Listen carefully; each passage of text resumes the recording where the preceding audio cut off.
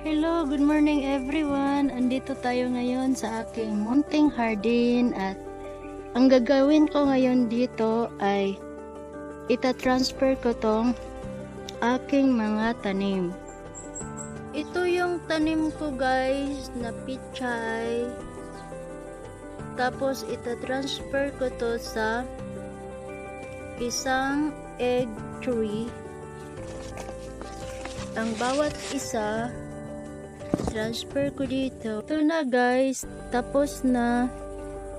Nilagay ko dito ang mga pichay at tinakpan ko ng mga dahon ng saging para hindi mamatay sa init.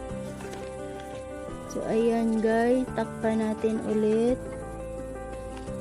At ito experiment lang to guys,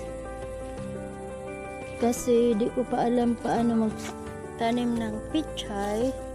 Ayan guys, tapos na ang pag-transfer ko sa pichay at titingnan na lang natin sa sunod na mga araw kung ano nang mangyayari sa ating pichay.